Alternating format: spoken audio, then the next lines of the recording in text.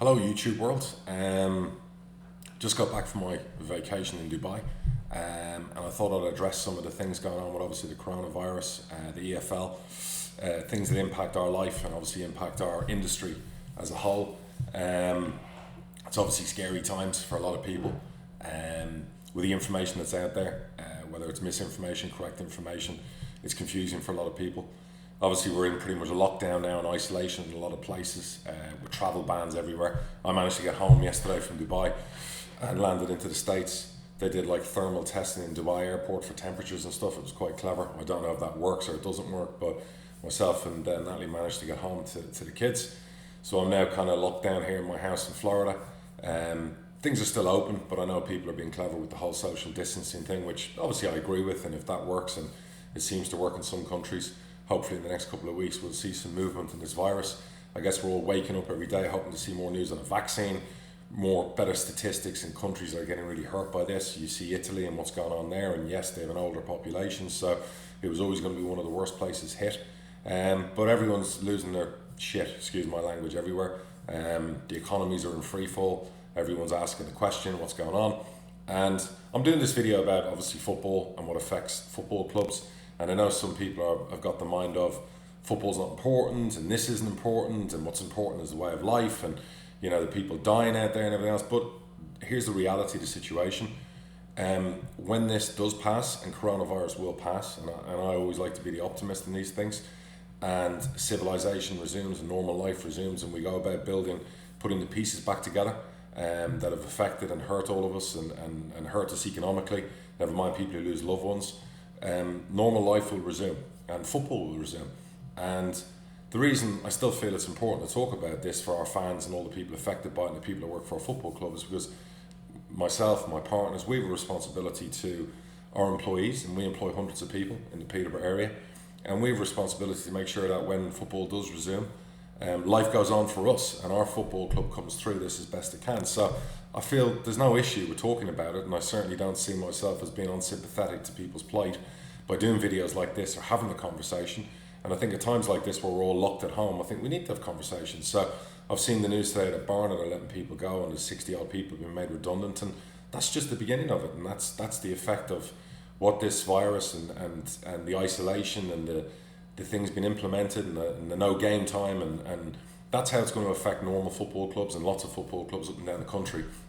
And there's so much debate at the moment because of the headlines. We suspended our league last week, and straight away you've got articles, headlines, you've got Karen Brady, you've got people with their megaphones screaming to void the season, you've got fans talking about voiding seasons and panicking about it. Because here's the thing about human nature, we all feel the same. We're still football fans, we still support our clubs, and of course we're worrying about when things do go back to normal, because we need to assume life will go back to normal. There's no point in presuming the worst. I like to always assumptively assume the most positive.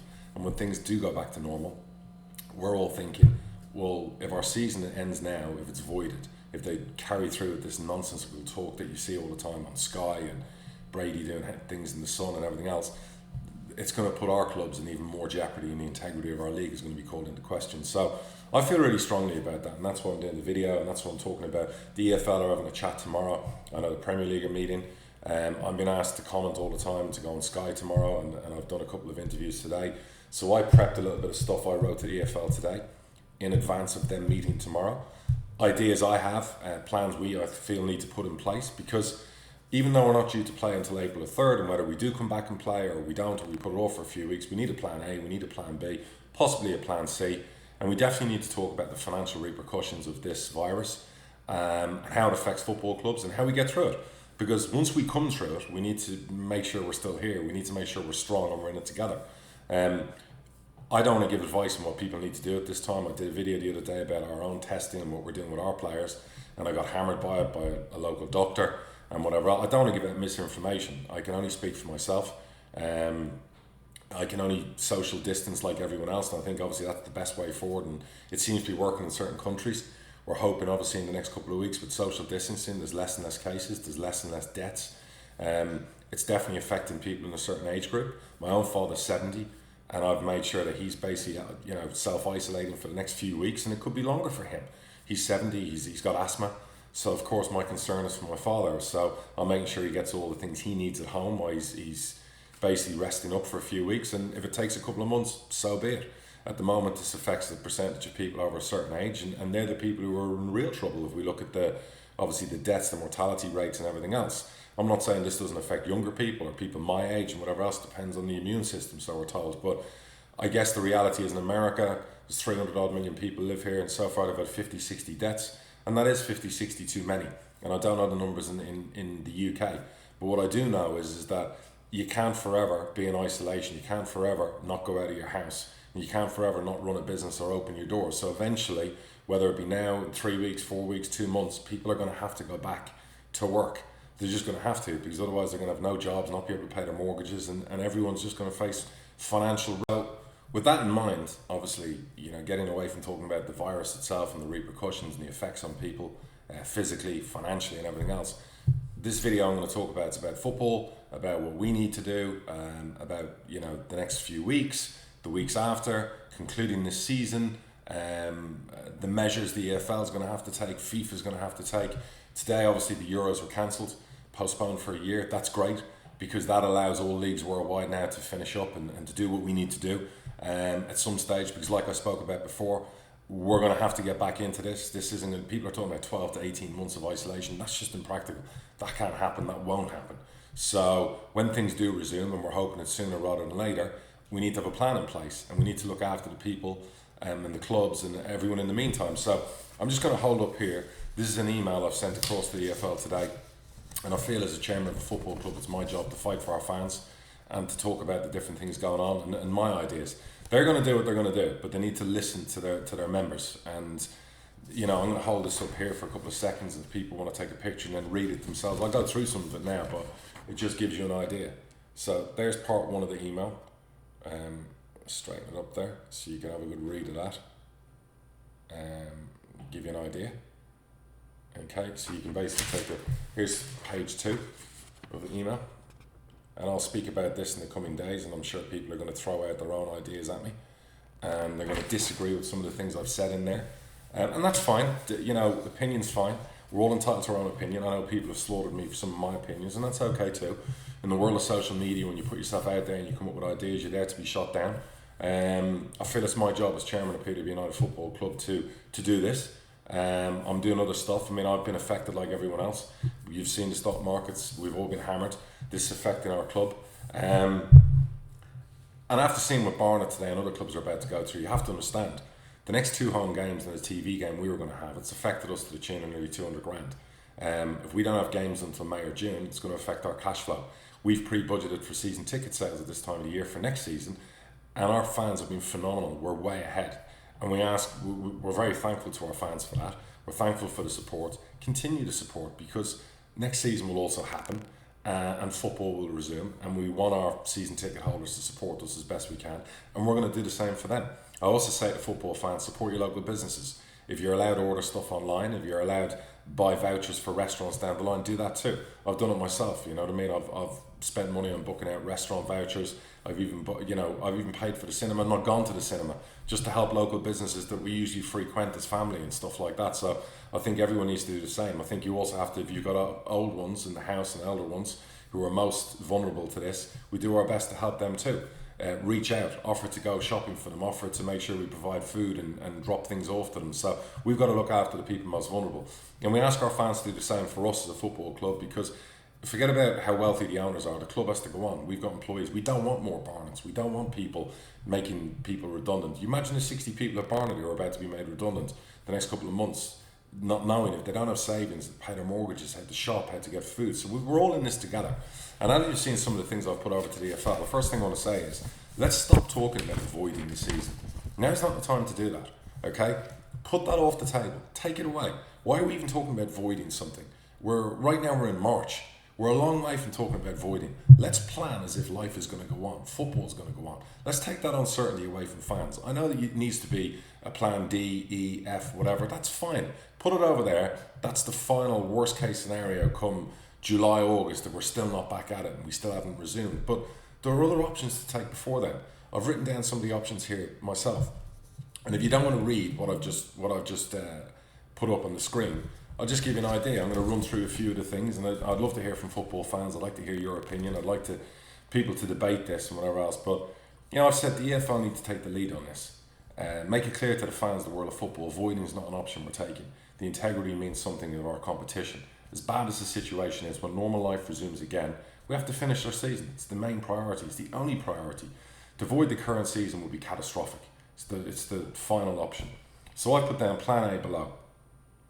We start back in April, May or June, or July, so be it. We've got 9 to 12 games with playoffs, basically 5 weeks of football to be completed. You can play 3 times a week. It's not a large period of time to get the season completed. It's a small window we need. So 5 weeks maximum, we finish our season. We could start our season again in June per se. If this isolation continues and things are starting to get back to normal in May and the numbers are dropping, we can start in June. Everyone gets a couple of weeks build up to this with the players. We take advice on that. We get everyone fit. We get it done in June. We're done with the first week of July. We give our players 3 weeks off. We have a pre-season in August. We start our new season in September. We'll still get our 46 games finished from September to the end of May, the following season. If that means getting rid of the EFL Cup, League Cup participation, that's 5-6 Tuesday nights free that we can make sure that we can finish those 46 games for the new season to ensure the season finishes. Lobby FIFA to extend the transfer window till the end of September instead of the end of August. That's a simple one and a given. Work with players currently in the team this season to have amnesty on player contracts expiring the end of June. In other words, extend them by another month. Extend it till the end of July. The players, the clubs agreed to it. If at the end of July we're still not finished, so be it. Players can go on and move on, and we get on with what we've got. We use our own players we own, we use youth team players, but we finish. All loan players currently set to expire in May. Make it a rule that they stay until the competition's finished. Also make it a rule that clubs can't charge us wages for that. We're paying wages till the end of May now in loan players, so if we have to keep them for another month, that should be free. And it works both ways. We've got players on loan, we've got players out on loan. We don't charge for that period of time. That's plan A. That's what we have to aim for. That's the one we need to, that's the gold standard right there, plan A. Plan B, if we don't extend the season, and that's too much of an issue with fixtures and everything else, then we have to go with plan B, which is we report back end of April or middle of April, finish our current season. We're going to have to play behind closed doors. No one wants to, but we've got to get it done. For the integrity of our competition, we finish up behind closed doors with players and staff. We make sure we test our players every week. We make sure nobody's playing who has the coronavirus or is infected, and we can do that as well. I showed recently I bought 50 test kits for all our players and staff. We're waiting for results today. We can do that every week or every 2 weeks, making sure, again, there's nobody infected playing football. Make sure the games are available through iFollow for free for our season ticket holders. So we've got 4,000 season ticket holders. iFollow have to work with us. The EFL has to work on this. We get 4,000 codes. We send it out to the season ticket holders. They can watch the 9 games for free. They've already paid for a season ticket. This is our way of making it up to them. To suddenly give refunds to season ticket holders would put clubs in serious financial peril. I'm sure our fans will understand. I'm sure they'll be empathetic to that, and the iFollow solution would work.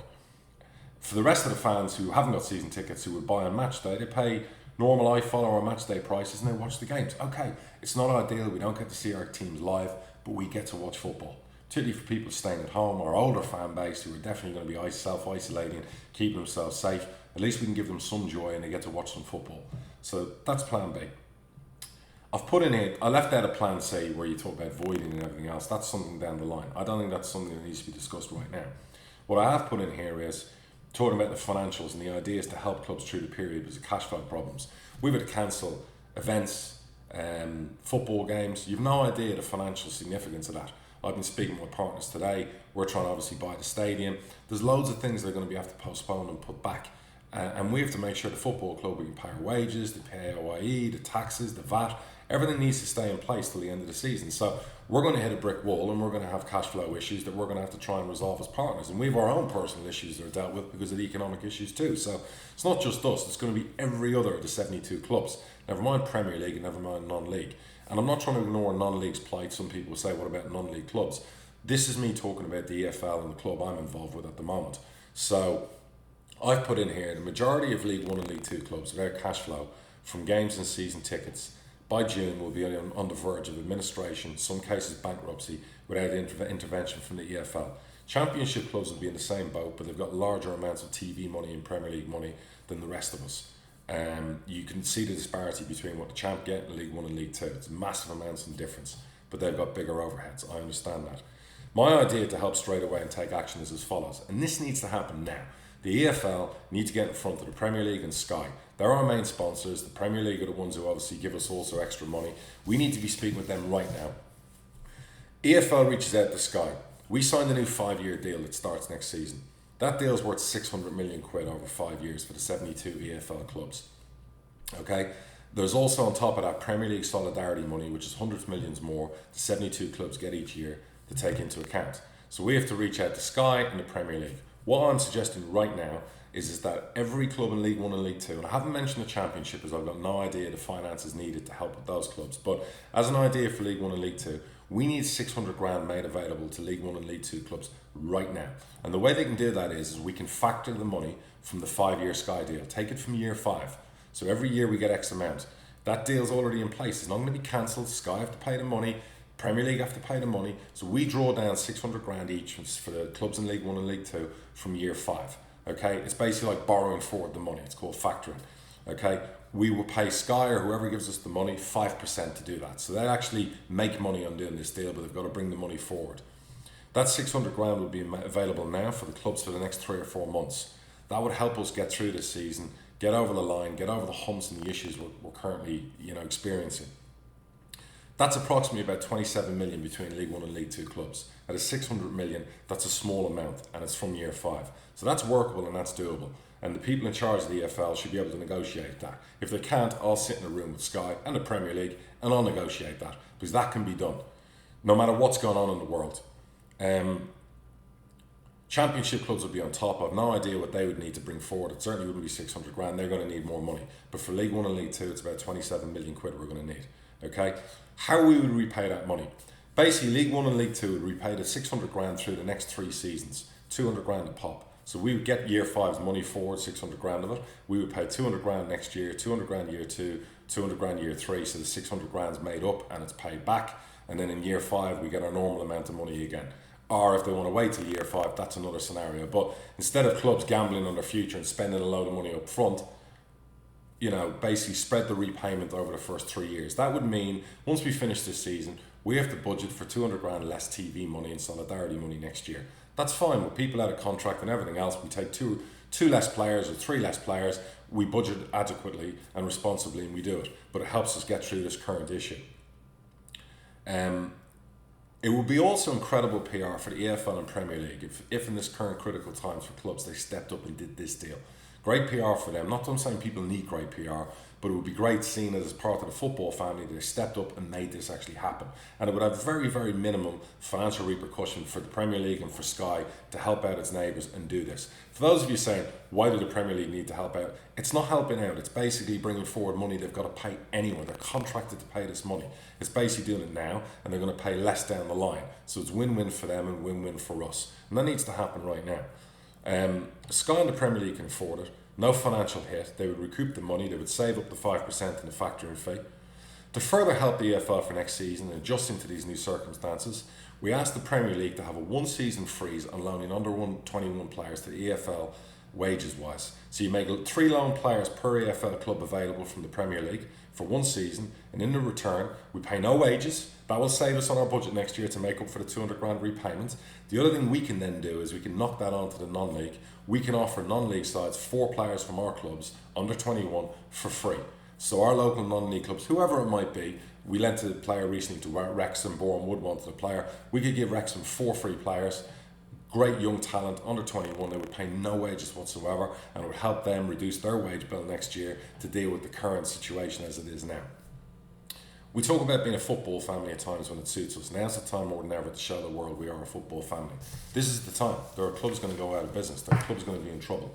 If we don't stand together, if we don't take decisive action now, and I know people are going to say, but now's not the time because people are dying. But here's the reality of the situation. If we don't deal with this now, if we don't come up with ways and means, if we don't throw suggestions forward, if we don't ask the EFL for help, when are we going to get it? When's it going to be too late? Because you barn it today, what happens when you wake up tomorrow and 2 League 1 clubs file administration, 2 League 2 clubs? Never mind about the integrity of our league and voiding the season. There won't be any clubs be able to play those 9 or 10 games because they won't have any money to pay wages. So never mind the football players. I employ 60, 70, 80 football players across the youth system and the first team, but I've hundreds more employees who work in the foundation, the football club itself, the youth system, There's so much more that Peterborough does for the city of Peterborough that the football club does in ways of employment. And it's my responsibility to make sure those people can still go out and buy their groceries, can still pay their mortgages and still have a job to come back to when this is finally over. And it will be finally over. I know people, you open up Twitter, and whether it's Piers Morgan or other people, and I understand where Piers Morgan is coming from, and I understand the need to put pressure on the British government to do more, but sometimes you read it and it's the hysteria that drives people into a deep panic.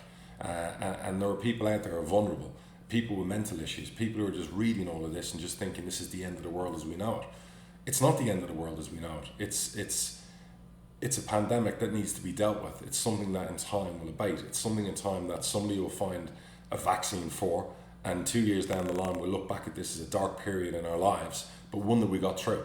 And one that we got through by talking about it, and one that we got through by coming up with ideas and different plans. You always have to, for me in my life, you always have to have a plan A, B and C. This is going to affect me, this is going to affect my family as well. People say, well, you're rich, but that's bullshit, because it'll affect me just like everybody else. And we all have to adjust to it and react to it. So this video are my ideas and how we react to it and get on with things when life does resume. Whether that's in 2 weeks, 3 weeks, 6 weeks, 7 weeks, things are going to get back to some sort of normality eventually, and life will go on. And let's hope that we still have businesses and we still have football clubs that we can start bringing joy back to the fans and to the people who need it, particularly in tough times. So they're my ideas, and that's what I put to the EFL. They're the points I put forward. I hope people share in that. I know people talk about, well, you can't bail out airlines, you can't bail out this, and it's always the greedy bankers, and then now it's the football clubs that need bailing out. It's not we're asking for a bailout. We're asking for help. We're going to pay back the help. We're going to knock that help onwards. We're going to look after our fans and our communities. We're also going to look after clubs in non-league. There's so much more we can do, and this is going to be a great test of the human spirit and resolve. And I think in this together we can do it together. So they're my ideas. That's my video on it all. I'd love your thoughts. Sorry I've bored you to tears watching this, but I just felt I had to get out there what I'm thinking and my own thought process in this. And I will say God bless to all of you, and to those who are suffering the most or most affected by this, reach out for help. We're all here, and let's do our bit for every one of us, our neighbours included. Now's not the time to be having a go at each other, criticising each other. Let's be loving, let's be there for each other, and let's get through this horrible time, and let's get through this horrible virus, which I feel we will. And I feel when life resumes, we'll show the power that we all have, and that's all I can say on that. Thank you for your time, and I hope some of this video you found interesting, and if not, or if you do, share your thoughts, send over your comments, and take care everyone out there, and take care of each other. Bye bye.